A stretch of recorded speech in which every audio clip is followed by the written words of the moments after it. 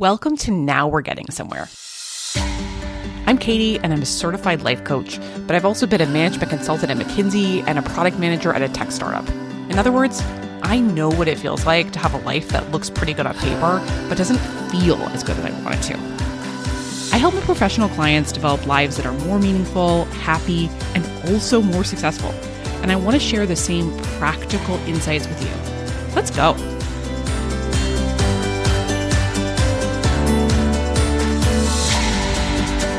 Hello, team.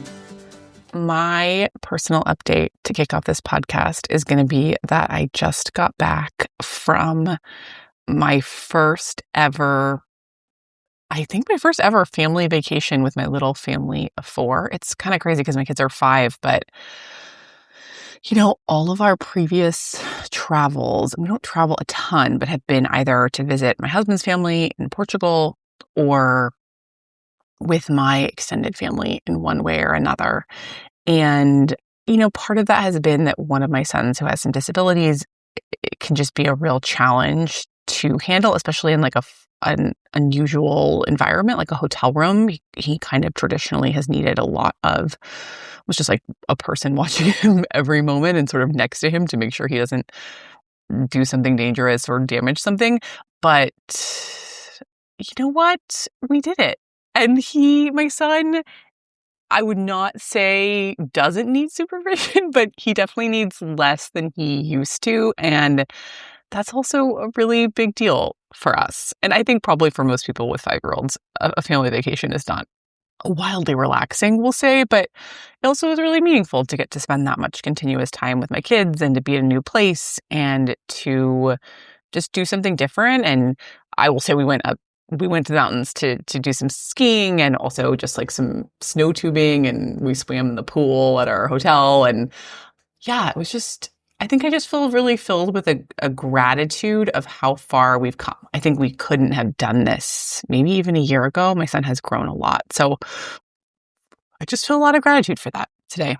I wonder if any of you listening to this have any other trajectories like that where you look back and you're like, oh, I have come a long way in this thing that has been a challenge for me, whether that's, I don't know, something with your family or professionally or in friends or something else. I'm really filled with that today of like, wow, look how far we've come.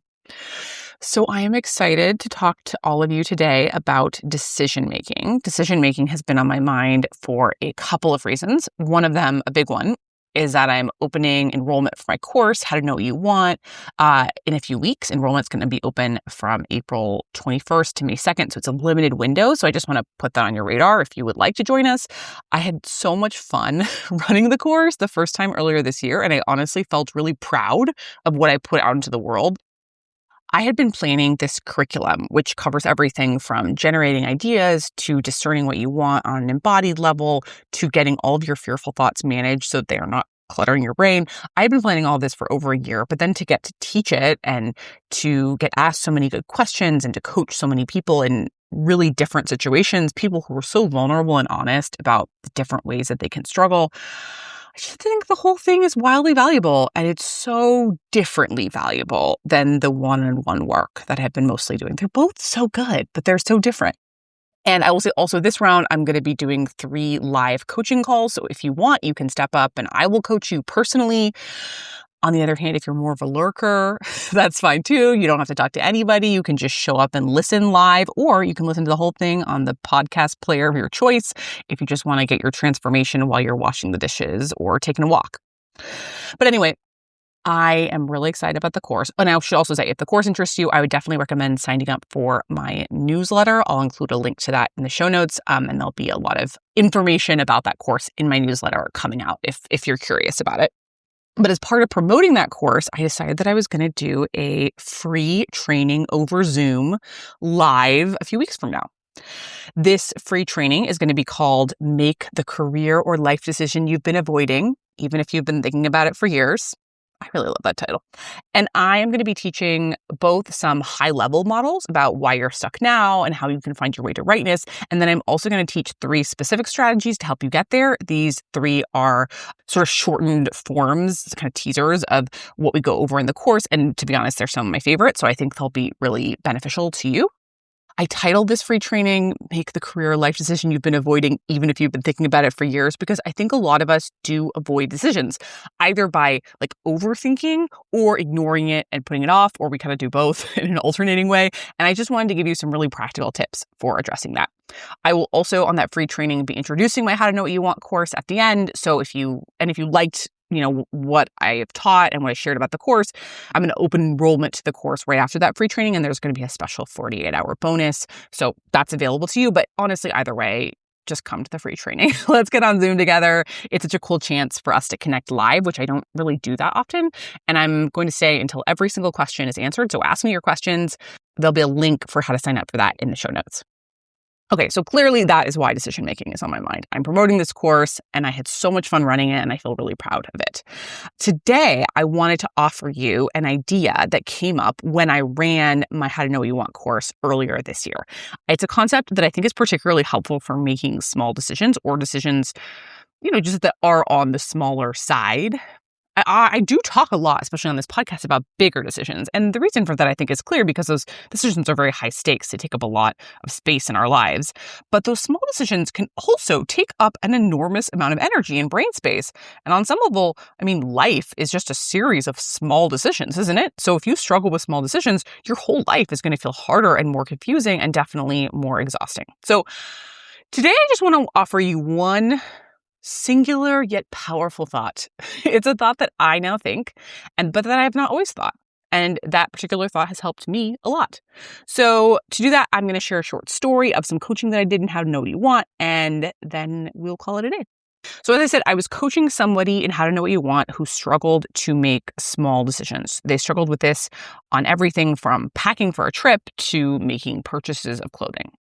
On the closing side, this person is just an incredibly thoughtful, intentional person who primarily buys her clothing from vintage or thrift stores to minimize the environmental impact. So when she did make the decision to buy something new, it felt extra high stakes and she struggled to pull the trigger. She would find herself agonizing and analyzing because it was something that she didn't want to do a lot given her values. So she wanted to get it right. And she shared that she'd had this experience recently where she did buy something new, which again, she usually doesn't even do. She bought something online and she really tried to research it and it just wasn't what she hoped it would be. The color wasn't really exactly what it looked like online. It didn't fit her as well as she hoped.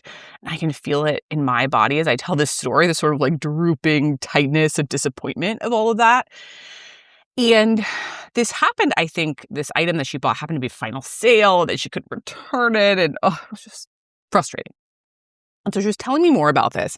And one of the coaching moves that I'm often trying to make is to understand the implicit thoughts that someone is having that is causing them pain in a given situation. And suddenly I said to her, hey, I wonder, is your brain saying right now that you should get all of your purchases right? Like if you're going to spend the money and take the toll on the environment that you do to buy new clothes and get something shipped to you, it really needs to be right 100% of the time. And she looked at me and she said, yeah, actually, my goal is 100% satisfaction here. And I said to her, oh, well, then it makes total sense. This would feel so high stakes and that you'd beat yourself up over that past decision and struggle to make future decisions in this space. If you think that you should achieve 100% satisfaction, then of course you'd be afraid of slipping below that. And then I said to her, do you want to know my thoughts about shopping? She was like, yeah, sure. And I said, my thought about shopping is that 20% of the things that I buy will be wrong. They're just going to be wrong. I can analyze and try on and compare as much as I want. And I do want to do that to some degree because if I'm not putting any thoughtfulness into it, obviously that percentage can go even higher.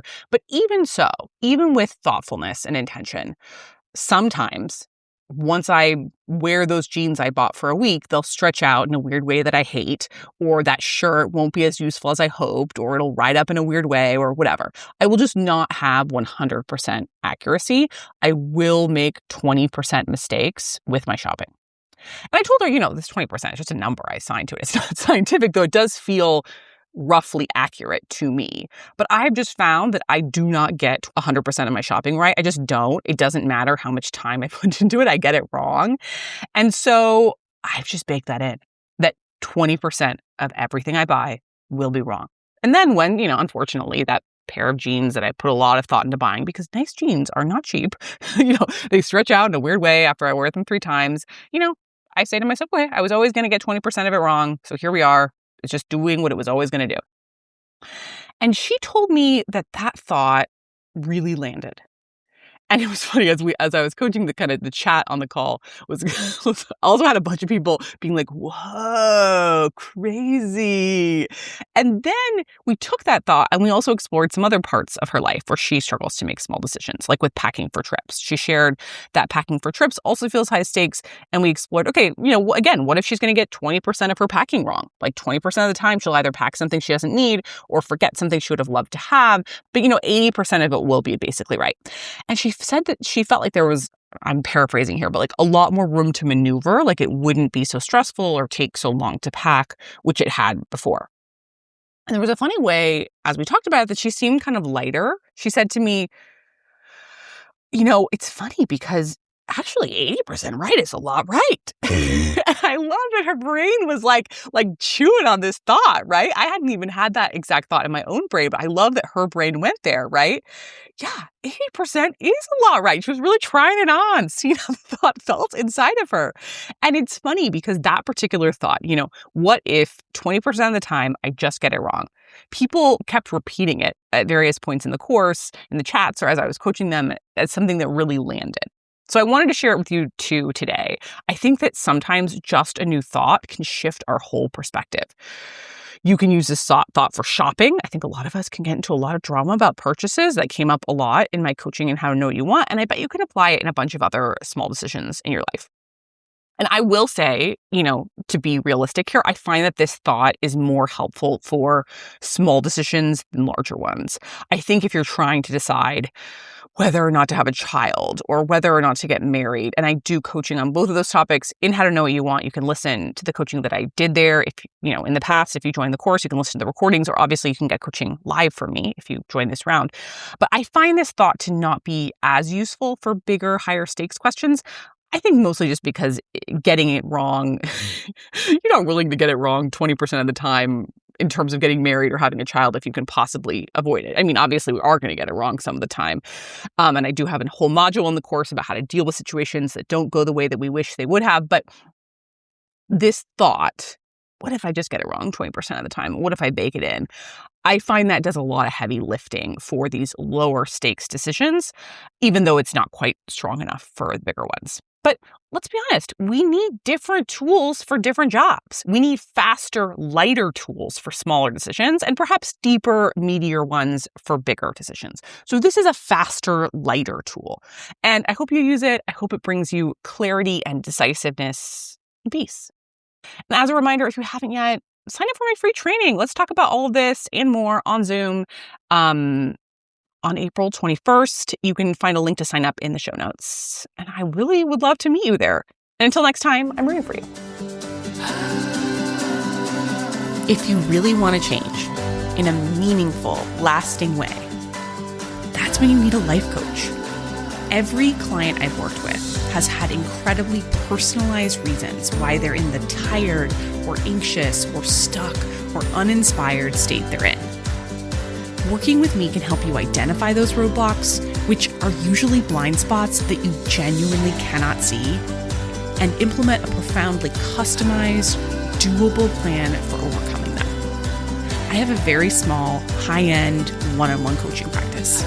If you'd like to be my next client, reach out at katiesiever.com. I'd love to meet you.